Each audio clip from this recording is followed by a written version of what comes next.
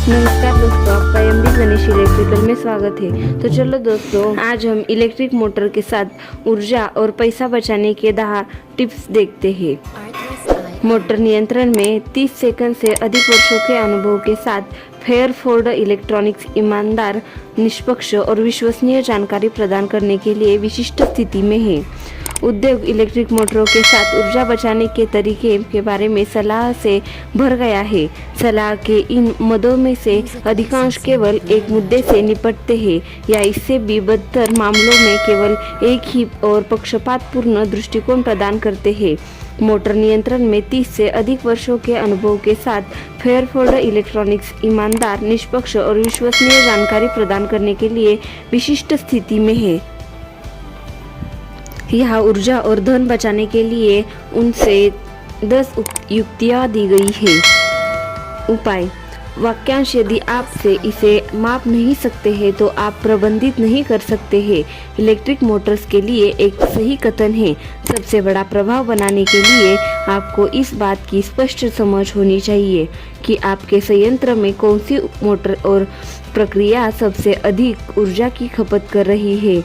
यह आपको अपने प्रयासों को लक्षित करने और निवेश पर सबसे तेज रिटर्न प्राप्त करने की अनुमति देगा। दूसरा, ऊर्जा के उपयोग को समझें। इलेक्ट्रिक मोटर्स ऊर्जा रूपांतरण उपकरण है। वे विद्युत ऊर्जा को घूर्णी ऊर्जा और कुछ गर्मी में परिवर्तित करते हैं। मोटर गति और मोटर भार के बीच अंतर को समझना महत्वपूर्ण है। मोटर की ऊर्जा खपत गति और भार दोनों से संबंधित होती है। पूर्ण भार वाली धीमी मोटर बिना भार वाली तेज मोटर की तुलना में अधिक ऊर्जा की खपत करेगी। तीसरा, निश्चित गति बनाम परिवर्तनीय गति।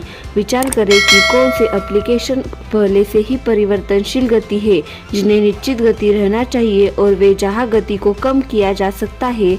हालांकि सावधान रहे, कुछ अनुप्रयोगों पर गति कम करने से ऊर्जा की खपत कम नहीं होगी। उदाहरण के लिए, एक कन्वेयर सिस्टम की गति को आधा करने का मतलब यह होगा कि समान मात्रा में सामग्री को स्थानांतरित करने के लिए कन्वेयर को 2 गुना समय लगेगा। चौथा, इसे बंद करें। यह सरल लगता है, लेकिन ऊर्जा बचाने का सबसे प्रभावी तरीका है कि जरूरत न होने पर मोटर को बंद कर दिया जाए। अक्सर ऐसा न करने का कारण मोटर स्टार्टअप में अतिरिक्त टूट-फूट का कथित जोखिम होता है।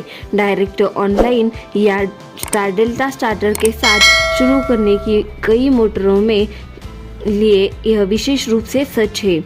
पांचवा, कुछ कुशल प्रणाली डिजाइन।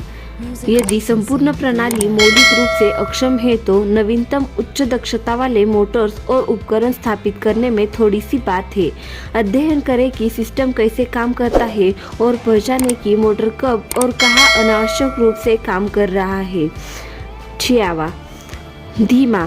सरल शब्दों में, एक ही भार पर एक धीमी मोटर तेज और मोटर की तुलना में कम काम करती है।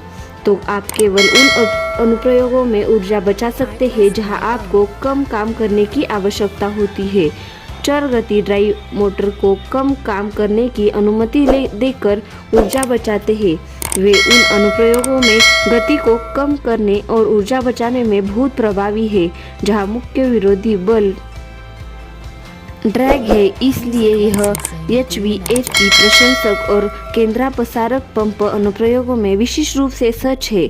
ड्रैग की भौतिकी के कारण मोटर की गति में थोड़ी कमी के परिणाम स्वरूप किए गए कार्य और ऊर्जा की खपत में बड़ी कमी आएगी। 7वां, ऊर्जा बचत मोटर नियंत्रण का प्रयोग करें।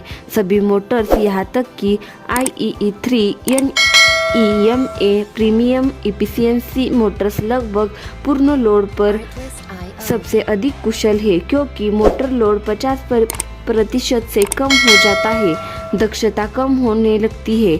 यह प्रभाव मौजूद है क्योंकि मोटर हमेशा एक निश्चित मात्रा में ऊर्जा का उपयोग करता है, ताकि लोड के बावजूद मोटर को घुमाने के लिए आवश्यक चुंबकीय क्षेत्र बनाया जा सके। उन अनुप्रयोगों में जहां मोटर लोड परिवर्तनशील है या मोटर लंबे समय तक हल्के भार पर चलती है, intelligent energy saving motor controller का उपयोग किया जाना चाहिए। 8वां, आकार मोटर से सही ढंग से होनी चाहिए।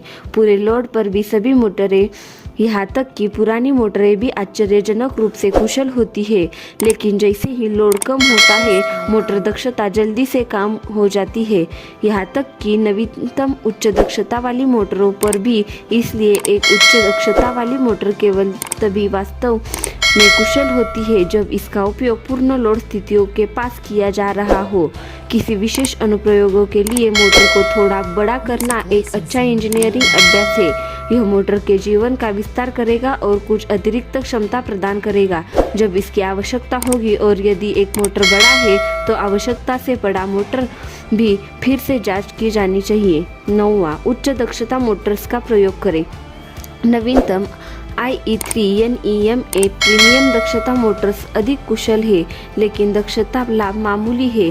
केवल कुछ मामलों में जहां मोटर बहुत पुरानी है और 24 घंटे चल रही है, यह पूरी तरह से काम कर रहे हैं। मोटर को एक नई मोटर के साथ बदलने के लिए वित्तीय समझ में आता है।